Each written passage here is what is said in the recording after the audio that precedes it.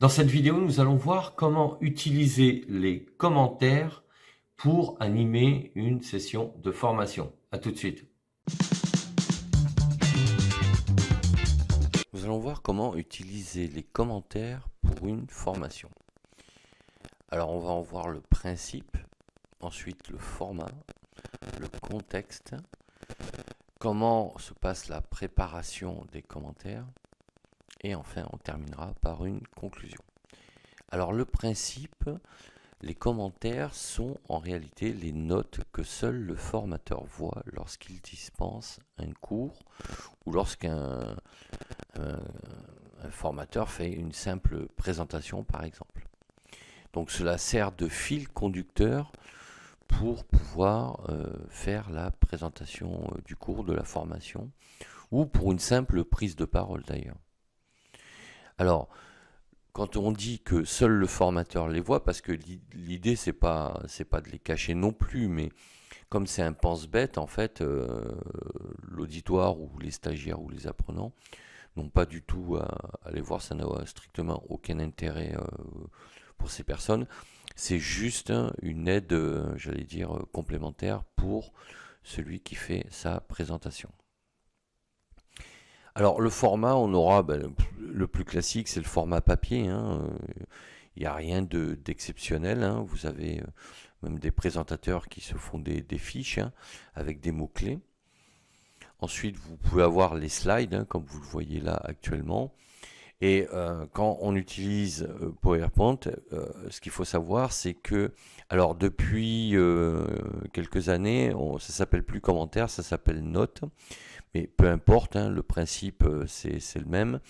C'est que donc vous avez le slide sur la droite comme ceci, et dessous vous avez ici un compartiment avec une partie où vous pouvez intégrer vos commentaires. Donc vous voyez ici, on peut les mettre sous forme de mots-clés. Ça peut être des phrases complètes, ça peut être également le texte complet. Mais là, c'est pour mettre le texte complet comme commentaire.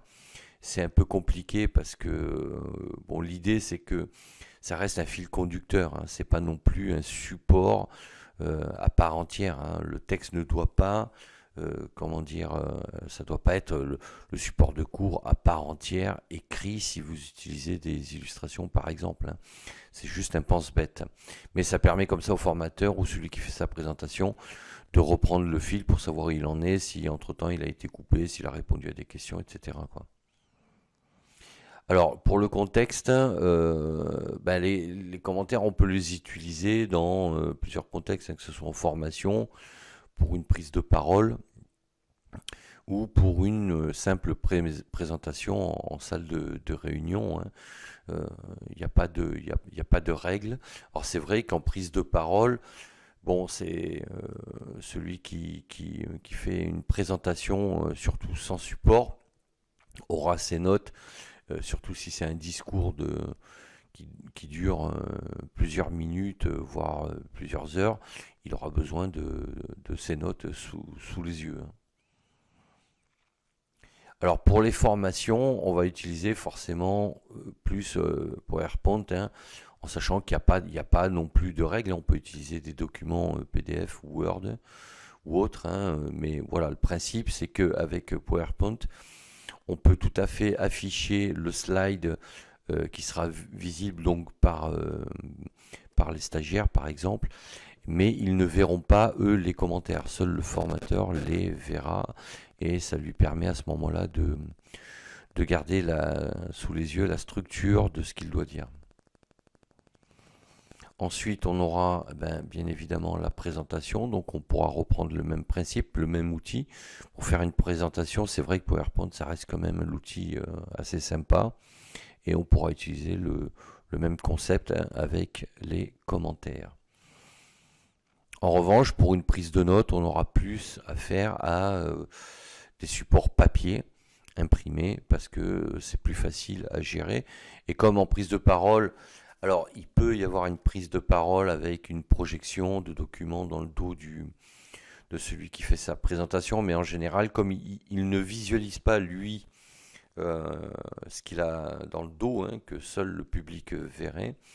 Alors il pourrait avoir aujourd'hui avec une tablette, il pourrait avoir affiché sous les yeux et ça pourrait effectivement lui servir de, de support, hein, avec les commentaires affichés comme il le ferait avec un ordinateur en utilisant PowerPoint avec les commentaires. Mais en règle générale, voilà, pour les prises de parole, on a des formats papier qui sont utilisés pour les notes. Alors, il y a un autre cas qui est assez particulier aussi, dont on parle peu, mais qui se pratique de plus en plus, hein, c'est notamment pour l'enregistrement de vidéos. Donc surtout quand vous vous filmez pour enregistrer une vidéo, vous avez besoin d'avoir... alors soit vous apprenez le texte par cœur que vous voulez, dire, soit vous utilisez ce qu'on appelle un téléprompteur. Donc c'est un système qui permet de télécharger sur votre téléphone le texte que vous devez dire et qui le projette sur un écran inversé qui permet de lire ce que vous devez dire et tout en vous filmant et personne ne voit ce que vous dites. Donc il n'y a que celui qui le lit qui peut voir ce texte et à partir de là, c'est vrai que c'est quand même un confort technique appréciable quand on fait des vidéos, qu'on s'enregistre. Même si on doit faire une vidéo sur 20 minutes, 30 minutes, apprendre par cœur, ça prend beaucoup de temps. Déjà, alors il faut rédiger le texte. Si en plus il faut l'apprendre par cœur, c'est faisable, hein. Ça peut donner un côté après très naturel, mais bon, quand on a ces outils-là, c'est quand même pas mal non plus, quoi. Alors pour la préparation, ce qu'il faut savoir, c'est que les commentaires, c'est la partie la plus importante, hein, pour une présentation. C'est un peu comme un iceberg, c'est la partie émergée qui est la moins importante, hein, quand vous faites la présentation. Il y a tout un travail dessous de rédaction qui lui est immense, hein, et c'est la majeure partie du boulot, quoi. Donc ce qu'il faut savoir, c'est que même si vous enregistrez des vidéos, que vous utilisez un prompteur, il faudra quand même rédiger le texte qu'il faudra intégrer dans votre téléphone.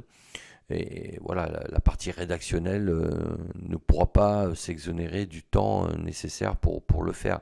Alors après, il y a un autre concept, hein, c'est au lieu de rédiger du texte mot à mot, c'est de se faire là aussi une trame comme un plan, hein, avec des mots-clés. Et à ce moment-là, il y a une grande partie d'improvisation qui se fera aussi en se basant sur j'allais dire, une structure écrite qui permet de garder le fil de la présentation que l'on souhaite faire.